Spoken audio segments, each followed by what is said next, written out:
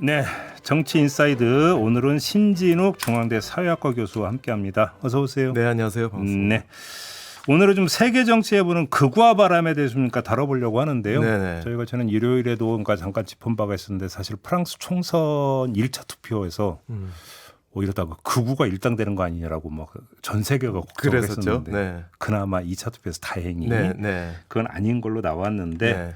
뭐 프랑스 총선은 저희가 좀 자세하게 짚었으니까 건너뛰고 근데 여기서 일단 먼저 개념 정립을 하고 싶은데 극우라고 우리가 흔히 표현을 하잖아요. 예. 극우라는 개념을 어떻게 규정을 해야 되는 겁니까? 그 극우에 대한 정의에서 저희가 좀 너무 단순화된 이해 방식으로 좀 경계를 해야 될 게 하나 있어요. 우선은 상대적인 정의라고 하거든요. 네.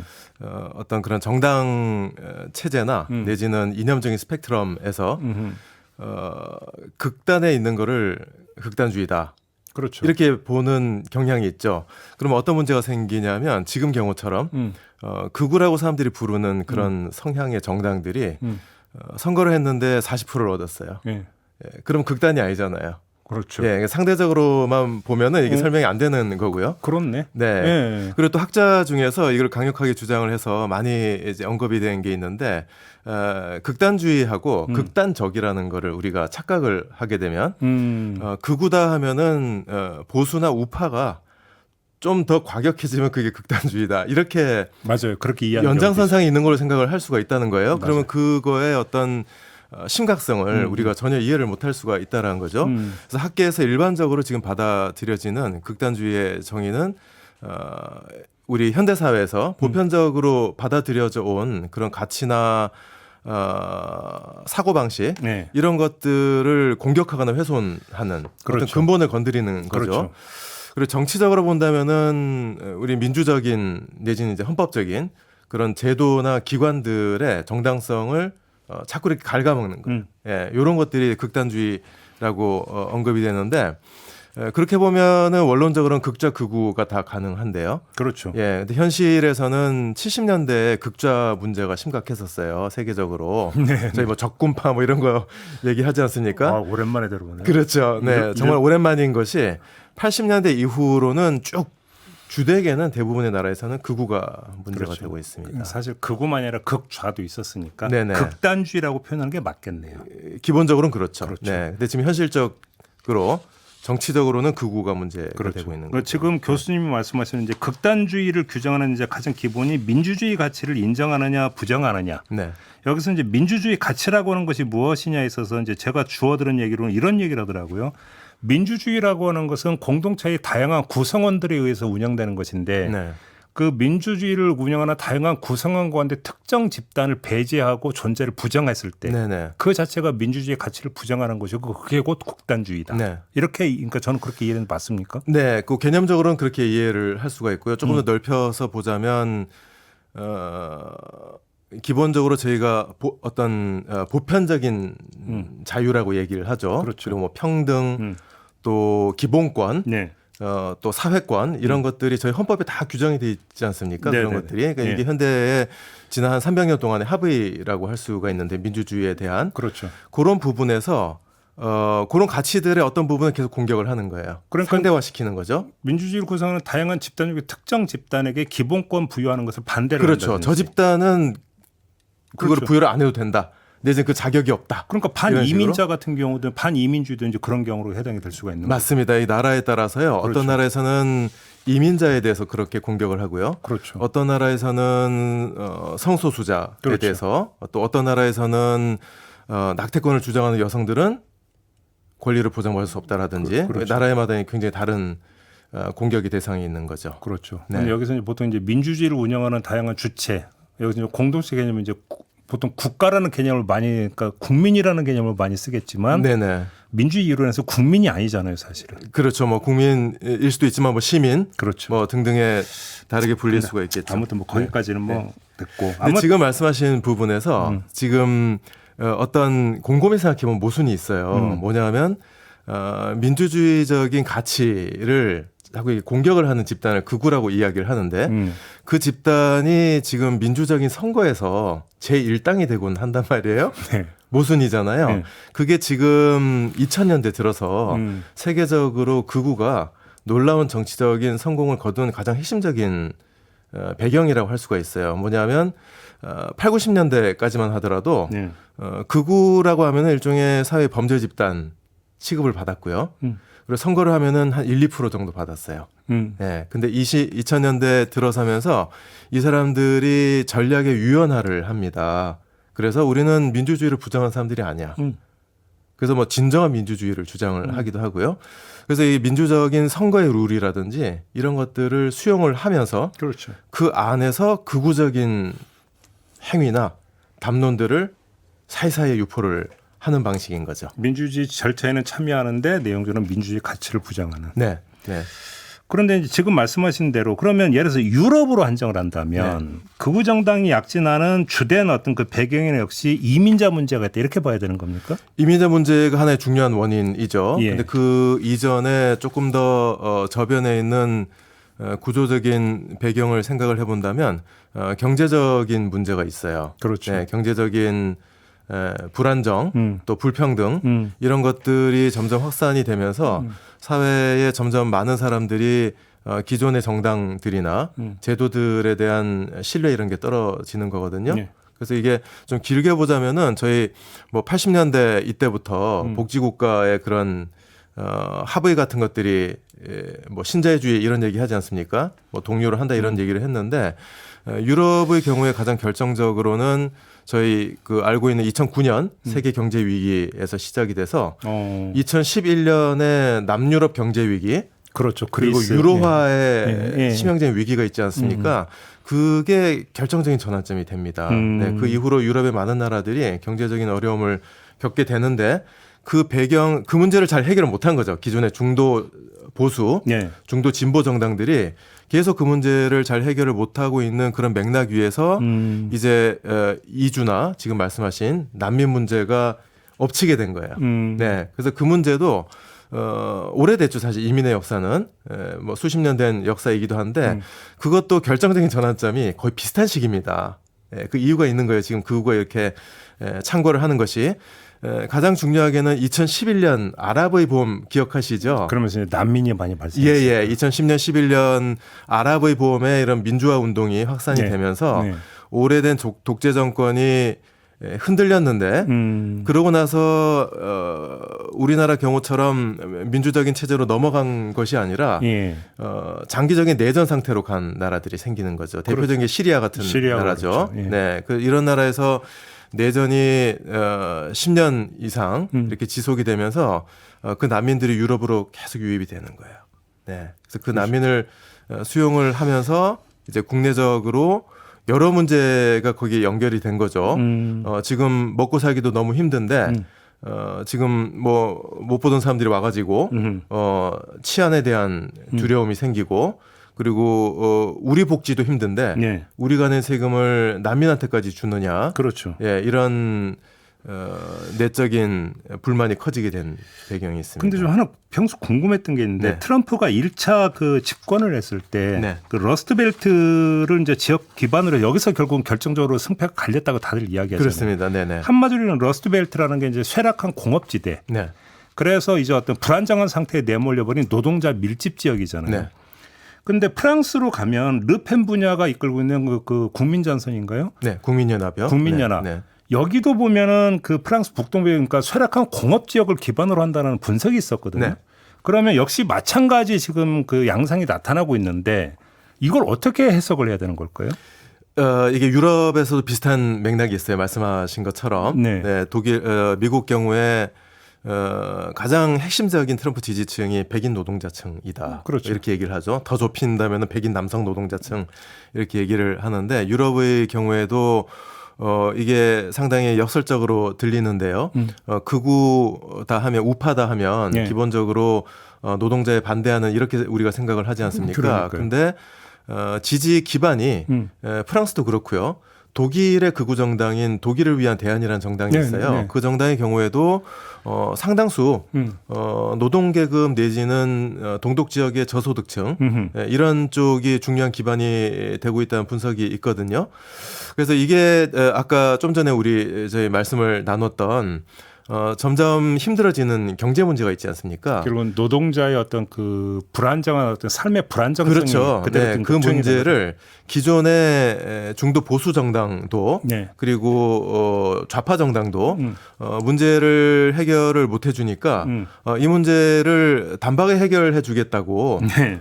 약속을 하는 우익 포퓰리즘 정당이 득세를 하게 되는 거죠. 이게 이제 아까 말씀드렸던 위원화 전략하고 밀접하게 연관이 있는 거거든요. 그러면 이 얘기는 거꾸로 얘기를 하면 유럽 같은 경우도 어떤 어찌 본다면 그 좌파 정당의 계급적 기반을 노동자층이라고 다들 이야기를 해왔는데 네네. 네. 좌파 정당이 전혀 제 기능을 제대로 못하고 있다는 하나의 역현상 이렇게도 볼 수 있는 거 아닙니까? 그 문제하고 불가분입니다. 떨어질 수가 없는 관계인데요. 극과 극이 통한다라는 겁니까 그러면? 극과 극이라기보다는요. 좌파 정당 기존의 좌파 정당들이 좀 더 저희가 깊이 들어가서 생각을 해본다면 예. 지금 말씀하신 전통적으로 노동 계급의 기반을 뒀다라고 할 때 산업자본주의의 산물인 거예요. 그렇죠. 기존의 좌파 정당들이. 그렇죠. 그래서 제조업 생산직 노동자들이 노동 계급의 절대 다수를 차지하고 있던 그 시대에는 노동자들을 대변한다라는 것이 상대적으로 지금보다 단순한 문제였죠. 그렇죠. 동질적인 집단이었으니까 상대적으로. 근데 지금은 뭐냐면 이제 노동 계급 내에서도 제조업 분야하고 뭐 서비스직, 사무직 이렇게 나눠지지 않습니까? 거기에 더해서 지금 프레카리아트라고 얘기를 해요. 네, 전통적인 그렇죠. 프롤레타리아트하고 구분되는 굉장히 이질적인 범주입니다. 네, 아주 다른 종류의 노동에 종사를 하는데 네. 이 사람들이 소득이나 고용 상황이나 뭐 복지 상황이나 여러 면에서 불안정하다라는 공통점을 갖고 있는 거예요. 그래서 뭐 긱 노동이라고 부르는 그렇습니다. 네, 저희 뭐 엔잡러 얘기하지 않습니까? 그렇죠. 하나의 노동으로 필수 생계가 유지가 되지 않으니까 여러 종류의 일들을 묶어서 하는 건데 그게 뭘 의미하냐면은 노동의 공간이나 시간들이 다 이렇게 흩어져 있다는 얘기예요. 그렇죠. 그럼 조직화도 힘든 거죠. 그렇죠. 그러면 좌파 정당이 노동자들을 내지는 어떤 그런 저소득층을 대변을 한다고 할 때 어떻게 대변을 할 거냐? 조직이 안 돼 있는데, 그러니까요. 뭐 등등의 여러 가지 어려움이 있는데, 네. 근데 이 사람들을 가장 효과적으로 지금 묶어내고 있는 집단들이 극우 포퓰리즘 집단들이 우리 국민은 그죠? 네, 우리 프랑스 민중은 이렇게 이야기를 하면서 이 사람들을 돌보지 않는 기득권 정당 하면은 기존의 중도 보수, 중도 좌파가 다 거기에 포함이 되게 되는 거예요. 네, 이런 구조적인 배경이 있는 거죠. 그러니까 지금 잠깐 샛길로 빠지면 그 말씀을 듣다 보면 이제 자꾸 떠오르지 않을 수 없는 게 그런 정의당의 경우를 보면 네. 이번에 이제 원외 정당이 되어 버렸습니다만 예. 자, 왜 원외 정당으로까지 내몰렸는가를 하면서 자, 그 정의당의 어떤 정체성이라면서 노동이냐 젠더냐 뭐 이런 식으로 이분화해 가지고 얘기를 많이 하더라고요. 네. 근데 저는 그걸 보면서 들었던 생각이 설령 기조를 노동으로 잡았다해서 그러면 정의당 이야기는 노동 문제 해법이라고 하는 것들이 정확히 제시된 적이 있는가? 네. 바뀐 노동자의 상황에 그러니까 맞게. 네. 그것도 아니지 않았나요? 아니죠. 그러니까요. 네. 오히려 노동 문제 해법을 찾지 못하니까 노동이냐 젠더냐라고 이렇게 이제 이분법적 구도 속에서 왔다 갔다 되는 부분들은 아니냐. 이렇게도 볼 수 있는 거 아닙니까? 저도 정의당의 최근 상황에 관해서 저 나름의 진단에서 그 부분을 상당히 강조를 해왔어요. 그러니까. 물론 이제 그쪽에서도 그 문제를 인지를 하고 있긴 한데요. 해결하기가 힘든 거죠. 그러니까요. 네, 그래서 그 안에서 뭐 어떤 때는 우리는 비정규직을 대변한다라고 얘기를 했다가 그러면은 근로자의 지금 60% 이상 되는 정규직 노동자는 노동자에 안 포함되는 거냐 이런 문제가 생기는 거죠. 그리고 또 어떤 때는 뭐 협치를 지향한다고 얘기를 했다가 네. 또 페미니즘 얘기가 됐다가 기후 얘기가 됐다 하는데 그런 모든 문제를 해결할 수 있는 정당이 될 수는 없는 거거든요. 그러니까요. 네. 알겠습니다. 네. 좀 그렇게 갑자기 생각이 나가지고 다시 기존의 민주노동당이 설립되던 때하고 지금 정치적인 과제가 달라진 거죠. 엄청 바뀐 거죠. 그렇죠. 사실. 네. 거기에 이제 대응을 제대로 못했다 이렇게 예, 예. 봐야 되는 건데 네. 다시 서구로 돌아가서 네. 유럽 얘기 잠깐 이제 지금 미국 한참 이제 대선전이 이제 본격적으로 이제 그 시작이 되고 있지 않습니까? 네. 미국도 비슷한 흐름으로 지금 가고 있다고 진단하세요? 네, 기본적인 놓여 있는 구조적인 상황은 비슷하다고 볼 수가 있고요. 네. 아까 말씀드렸던 2011년 이래로 유럽의 그런 경제 위기들 그 출발점이 미국이지 않았습니까? 네. 그래서 2009년에서 11년, 12년 정도까지 지속된 미국, 유럽을 포함하는 세계적인 경제 위기가 어느 정도 극복이 되는가 하는 얘기들이 또 있었어요. 미국이 주도하는 신자유주의 세계 질서가 붕괴되는 것 같더니 놀라운 회복력에 대한 학문적인 논의가 굉장히 많이 있었습니다. 그랬었는데 2020년에 저희 코로나 겪기 시작했지 않습니까? 그리고 22년에 러시아 우크라이나 전쟁이 터지고 그래서 이게 경제 위기가 네. 하나의 저희가 늘 얘기하는 뉴노멀이 정말 뉴노멀이 맞구나. 위기라고 하면은 비일상적인 상황을 보통 의미를 하는데 그렇죠. 위기적인 것이 지금 일상적인 것이 됐다라는 그런 진단들이 많이 있고요. 그런 조건 위에서 미국의 트럼프의 경우에도 미국을 다시 위대하게 만든다라든지 미국의 백인 노동자들을 진정으로 대변하는 정치를 하겠다 이런 얘기가 나올 수 있는 배경이 네. 경제적인 어려움이 있는 거예요. 그렇죠. 네, 있는데 지금 한국에 대한 함의를 저희가 생각하지 않을 수가 없는데 그런 맥락에서 미국과 유럽의 결정적으로 중요한 차이가 있습니다. 뭐냐면 정치 제도의 차이거든요. 미국은 대통령제이고 그렇죠. 기본적으로 양당 경쟁 체제이지 않습니까? 유럽의 경우는 대다수의 나라들이 비례대표제를 기반으로 한 내각제를 하고 있고요. 다당제죠, 우리가. 네, 다당제의 경쟁 체제를 가지고 있고 특히 유럽의회 선거는 나라마다 선거 제도가 디테일은 다른데요. 기본적으로 비례대표제를 원칙으로 하고 있습니다.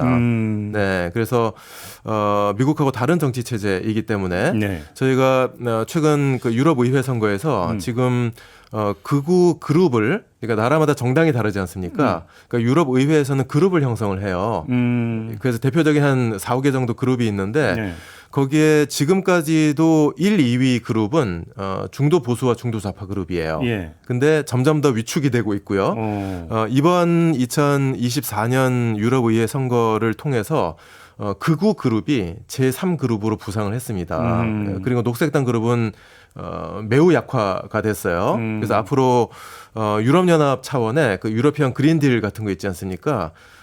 중요한 변화가 우려가 되고 있습니다. 네, 그래서 이런 구도 내에서 극우 정당 그룹이 지금 돌풍을 일으키고 있다 이렇게 얘기를 해요. 근데 미국은 아니지 않습니까? 그렇죠. 극우 정당이란 게 없고요. 네. 양대 정당 중에 핵심 주류 보수 정당이 극우적인 성격을 강하게 겸하고 있는 겁니다. 정당 내 스펙트럼에서 오른쪽으로 치우쳐 있는 사람이 주도권을 지는 주류가 되어버리는 이런 현상이 나타나는 거 아닙니까? 그렇죠. 네, 근데 이 동전의 양면이기도 한데요. 극우의 주류화에 대해서 얘기를 하고요. 그리고 보수의 극우화에 대해서 얘기를 하기도 합니다. 그렇죠, 그렇죠. 네, 예. 그래서 유럽처럼 다당 체제를 가지고 있는 데서는 별도의 극우 정당이 점점 주류로 들어오게 되는 거예요. 들어오면서 기존의 보수 정당들도 얘네하고는 절대로 연정을 못한다. 이게 10여 년 전의 상황이었다면 네. 지금은 여러 나라에서 보수도 부분적으로 극우화가 되면서 네. 극우 정당과도 연정을 할 수 있다. 이런 태도를 갖게 되는 거죠. 근데 미국의 경우에는 그냥 주류 정당이에요. 원래부터. 공화당이죠. 주류 정당인데 그 주류 정당이 극우 정당화하고 있는 거죠. 그러니까 그 대표적인 사례가 두 가지가 있는데 먼저 그 트럼프 탄핵 이야기 나왔을 때 네. 여기에 동조했던 의원들은 지금 전부 다 지금 추풍 낙엽이 된 거 공화당 의원 소속 중에 또 한 가지는 어제 그 부통령 후보로 지명된 벤스. 네. 원래 이 사람이 처음에는 네버 트럼프를 그렇게 주창을 했었다면서요. 근데 지금은 트럼프 추종자가 되어버린. 그래야만 생존이 가능한. 그래야만 생존이 가능한. 네네. 불과 몇 년 사이의 얘기입니다. 흐름이 그렇게 가고 있는 네네. 거잖아요. 그러니까. 네. 그래서 저희가 전에 이 민주주의 국제적인 평가 한번 다룬 적 있지 않습니까? 그렇습니다. 네, 그 뭐 민주주의 다양성 연구소 등등 해서 다룬 적이 있는데 그런 평가를 비롯해서 여러 평가에서 이 세계적으로 내지는 역사적으로 굉장히 충격적인 게요. 역사가 오래되고 부유한 나라는 민주주의가 퇴보하지 않는다라는 게 정설이었어요. 네.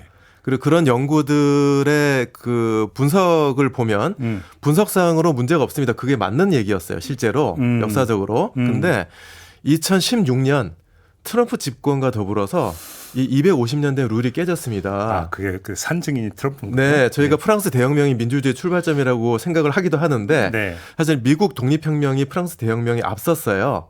그렇죠, 그렇죠. 네, 예, 앞섰어요. 예, 시기적으로 네, 그리고 그렇죠. 역사적인 연구를 보면 1789년 프랑스 대혁명 때 앞선 미국 독립혁명에서 만들어진 헌법과 그 정신을 적극적으로 참조를 한 걸로 나오거든요. 현재 민주 제도의 그 기원이 미국에 다 있다. 그렇습니다. 네, 그 어떤 상상력의 출발점이고요. 1919년 우리나라 임시정부에 헌법에 저희 지금까지 내려오지 않습니까? 근본적으로 안 바뀌었는데요. 맨 앞에 있는 기본권의 리스트 있지 않습니까? 그게 미국에서 시작이 된 거예요. 그 미국이 2016년 트럼프 집권 때부터 네. 온전한 민주주의가 아닌 걸로 분류가 되기 시작을 합니다. 이거 충격적인 거죠. 네, 그게 지금 2024년이니까요. 예. 10년이 안 된 거예요. 그러니까요. 그 사이에 지금 말씀하신 엄청난 변화가 있는 거죠. 이 흐름이 앞으로도 그러니까 당분간 계속될 거라고 보세요. 당분간 계속될 거라고 봅니다. 그래요. 네. 그래서 유럽 연합의 경우에도 지금 이번 선거의 결과만 놓고 본다면 예. 프랑스에서 결국은 결선 투표에서 좌파 연합이 1위를 했지 않습니까? 네네네. 영국에서는 지금 노동당이 400석이 넘는 엄청난 표를 얻었어요. 그리고 독일도 현재는 3인당이 주도하는 네. 연정이지 않습니까? 유럽의 3대 강국이 좌파 정권 인 거예요. 현재만 놓고 본다면. 그렇죠. 근데 이 상황을 어떻게 해석할 것이냐를 봤을 때는 네. 극우가 점점 집권 문턱까지 온 거예요. 네, 문턱까지 왔고 지금 이탈리아나 헝가리나 이런 여러 나라에서 이미 집권당이고요. 헝가리 같은 거 독재화되고 있다고 얘기 많이 하죠. 독재입니다. 그러니까요. 네, 독재가 됐고요. 예. 이탈리아도 작년 총선에서 극우 정당이 지금 무솔리니 이후에 100년 만에 집권을 했다고 얘기하지 않습니까? 근데 기존의 보수 정당이 극우 정당과 연정을 구성한다라는 10여 개국에 달해요. 네. 그래서 지금 유럽도 네, 극우가 문턱까지 왔는데 예. 겨우겨우 지금 결선까지 가서 네, 겨우겨우 막아내고 있는 그런 프랑스가 그런 경우죠. 프랑스가 그런 경우고요. 지금 그 마크롱 대통령 경우도 불과 2년 전 2022년 대선 때 결선까지 가서 겨우 승리를 거뒀거든요. 네, 그래서 이 극우가 지금 약진하고 있는 이런 추세가 전 세계적으로 계속되고 있고 그 이유는 아까 저희가 말씀 나눴던 것 같은 그런 구조적인 배경들이 있다. 한국은 어떨 거라고 보십니까? 한국이 아까 이제 미국하고 유럽을 구분을 하지 않았습니까? 네, 그래서 정치 체제상으로 미국하고 비슷하죠. 네. 네, 뭐 차이점도 당연히 많이 있지만 대통령제고 뭐 사실상의 양당제. 네, 사실상의 양당제고 선거 때마다 이제 굴곡이 있긴 하지만 그래서 제가 대통령제의 이런 양당 구도를 갖고 있는 나라들이 전 세계의 이런 부유한 나라들 중에서 아주 드물게 미국과 한국만 이런 구조를 갖고 있는 거예요. 네, 대부분의 부유한 나라들은 의원 내각제, 그렇죠. 네, 그리고 다당 체제에 연정을 하는 그런 체제를 갖고 있어서 네. 미국이 하나의 중요한 참조점이 될 수 있을 거라는 생각이 들고요. 그럼 그게 뭘 의미하냐면은 유럽을 봤을 때 극우 정당이 지금 까딱하면 집권당이 되겠다 이런 얘기를 할 때 우리나라는 아니구나라고 생각하기가 쉽거든요. 왜냐하면 극우 정당이라고 이야기할 수 있는 일부 정당들이 지난 총선에서도 2점 몇 프로 정도 받았습니다. 네. 그래서 우리는 다르다라고 생각을 할 수 있는데 그게 극우 정치가 약하다라는 뜻이 전혀 아니다라는 거죠. 예, 그렇죠. 기존의 주류 보수 정당이 극우적 성격이 강해지느냐라는 질문으로 저희는 갖고 들어가야 되는 거고요. 그런 측면에서 봤을 때 우려할 만한 부분들이 없지 않다. 그러면 예를 들어서 윤석열 대통령은 네. 그 미국의 트럼프에 준해서 분석할 수 있는 그 대상이라고 보십니까? 해외에서는 이미 그렇게 보도가 많이 나왔습니다. 그래요. 네, 그래서 유럽의 그 유수한 언론들에서 한국 정치 윤석열 정부 이후에 한국 정치를 다루면서 네. 헤드라인으로 한국의 트럼프 이렇게 나가는 경우가 굉장히 많이 있고요. 한국의 트럼프 이미 다 그렇게 인식을 하고 있습니다. 예. 네, 그래서 한국의 윤석열 정부를 얘기를 할 때 한국의 트럼프인 이렇게 나가는 경우도 많이 있고요. 그와 관련해서 제가 참 중요하다고 생각을 하는 부분이 있어요. 예. 뭐냐면 미국에서는 예를 들면 불법 이민자 뭐 이런 식으로 얘기를 많이 하지 않습니까? 그리고 유럽에서는 난민, 뭐 이주자들 뭐 이런 식으로 이제 극우의 상징적인 그런 지점들이 되는 것인데 그것을 문제시하는 것이 한국의 경우에는 뭐냐 했을 때 네, 그 뭐예요, 그게? 예를 한번 들어보겠습니다. 예. 윤석열 대통령께서 그 내지는 이제 대통령실에서 노조를 비난을 할 때 북한과 다를 바 없는 국가의 적이다라고 표현을 합니다. 있었던 일이죠. 네. 이거는 명백히 극우적인 거예요. 네, 왜냐하면 헌법적으로나 법률적으로나 이것은 위헌이고 위법이거든요. 네, 명백히 법적으로 보장돼 있고 존재하는 노조를 국가의 적으로 명명했지 않습니까? 네. 네, 정치 지도자들이 네. 그렇게 해서 이제 말하자면 아까 저희 말씀 나눴던 것 같은 동등한 권리를 누릴 자격이 없는 집단으로 규정을 하게 되는 거예요. 네. 굉장히 위험한 거죠. 그리고 파업하는 노동자들에 대해서 국가를 위협하는 세력이다. 네, 과거에 이제 이상민 행정안전부 장관께서 국가에 대한 위협으로 규정을 하고 네. 경찰 특공대를 투입할 고려를 하고 있다. 이렇게 나가지 않습니까? 이런 것들이 그러니까 노동시민단체를 잠재적인 간첩이나 네. 종북으로 규정을 하고 국정원 요원들을 투입을 해서 저는 국정원 요원이 조끼 그렇죠. 네, 조끼를 입고 뒤에 국가정보원이라고 쓰고요. 예, 처음 봤어요. 네, 그래서 말씀드리고 싶은 건 뭐냐면 동일한 사건이 네. 유럽에서 벌어졌다면 나라가 뒤집어졌을 거예요. 이건 있을 수 없는 일이다라고. 예. 근데 한국에서는 늘 있는 일로 저희가 익숙하다라는 것이죠. 그 정치권 말고 네. 그냥 사회 영역으로 그 해서 봤을 때 어떤 극우적 현상의 조짐이 나타나고 있다고 볼 수 있는 게 네. 예를 들어서 어떤 그 전장현의 어떤 출근 시위에 대한 어떤 반감이라든지 네. 내지 반페미적인 어떤 그런 경향이라든지 혹시 이런 것들 하나의 징조라고 그렇게 그 규정을 하세요? 어떻게 보시면? 네, 그런 부분에서 사실은 이 점도 제가 방금 말씀드린 것과 관련이 있는데요. 네. 사실 저를 비롯해서 많은 전문가들이 지금 말씀하신 그 현상들에 대한 많은 전문가들의 진단은 이것이 뭔가 위험한 징후가 나타나고 있다고 봤던 것은 벌써 10여 년 전이고요. 이미. 네, 현재는 상당 부분 장악이 돼 있습니다. 네, 그래서 이거를 국제적인 연구에서는 극우 갤럭시라고 표현을 하기도 해요. 저희 휴대폰도 갤럭시지 않습니까? 예. 보통 이제 갤럭시라는 게 뭐 인터넷 갤럭시라고 하는 그런 아주 저명한 책도 2000년경에 나온 적이 있는데요. 네. 사약 저작으로 갤럭시라는 게 이제 은하계인데 온라인 공간에서 다 연결이 되는 거예요, 네트워크로. 네, 그렇죠. 네, 이걸 이제 저희가 상징적으로 갤럭시라고 얘기를 하는데 세계적으로도 극우 갤럭시가 형성이 돼 있다라고 진단을 하거든요. 네, 그래서 그들 사이에 굉장한 그런 어떤 정체성의 공동체가 존재를 하고요. 예. 그들이 공유하는 강력한 담론과 서사들이 있는 거예요. 한국의 경우에도 대략 2010년대 이래로 지금 말씀하신 뭐 페미니스트라든지 동성애자 또 이주자 예. 내지는 공산주의자 이렇게 얘기를 하죠. 빨갱이 여러 가지가 있습니다. 이런 카테고리죠. 네. 예, 이 사람들이 누군지는 본 적도 없을지도 몰라요. 그런 어떤 집단의 범주를 띄워놓고는 그거에 대한 증오나 적대 같은 것들을 계속 퍼붓는 이런 경향들이 상당히 폭넓게 퍼져 있다라고 볼 수가 있습니다. 이건 뭐 저 개인적인 생각이지만 좀 이게 좀 한국 사회가 좀 우경화로 가고 있다고 제가 느낀 한 상징적 사건이 네.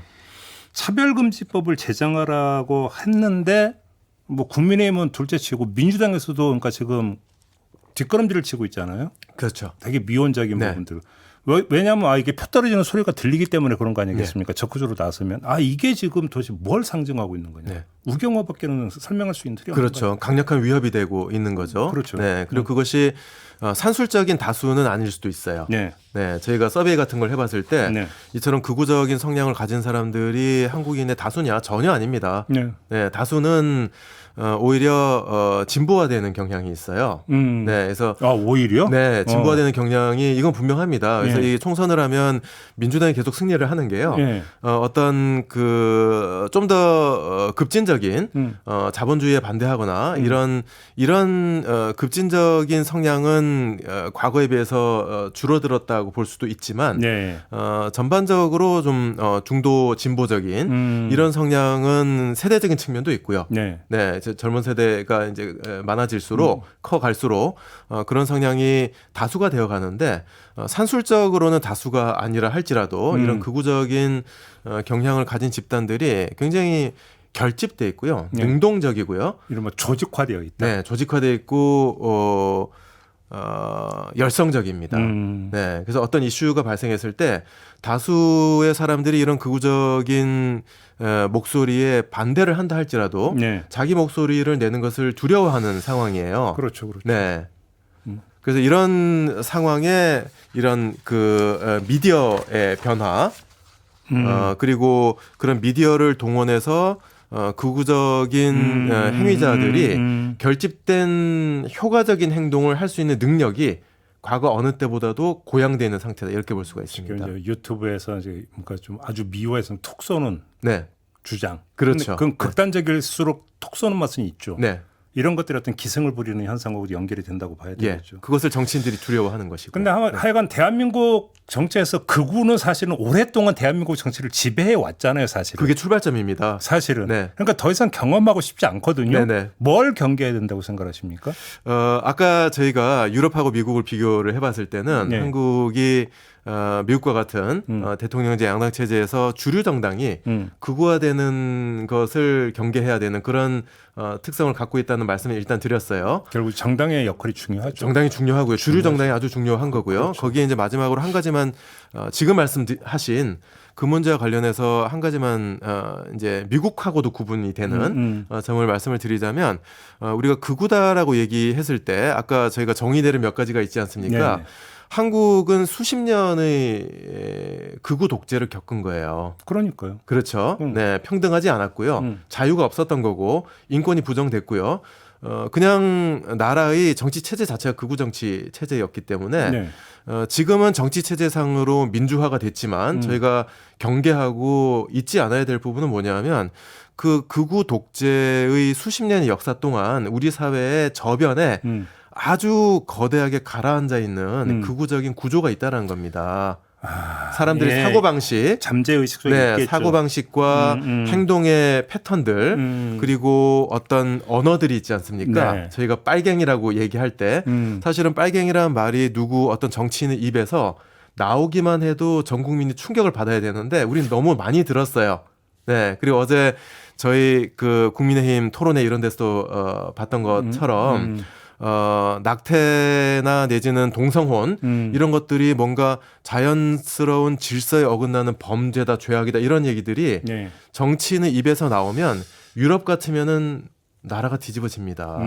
네, 주류 정치인이 극우화됐다. 근데 우리나라는 아무렇지 않습니다. 그렇죠. 아무렇지 않다는 것의 의미는 뭐냐면 우리 일상의 저변에 너무 익숙해져 있다는 거예요. 그렇죠. 극우적인 사고. 그렇죠. 그렇죠. 네, 그것을 우리가 항상 돌아보고 네. 의식에 네. 수면 위로 올리는 것이 네. 우리나라의 민주화를 위해서 굉장히 중요한 과제가 되겠다 이렇게 생각을 합니다. 알겠습니다. 그걸 오늘 결론으로 하면서 이야기 마무리하죠. 네. 네, 신준욱 교수와 함께했습니다. 수고하셨고요. 고맙습니다. 저도 물러가겠습니다. 고맙습니다.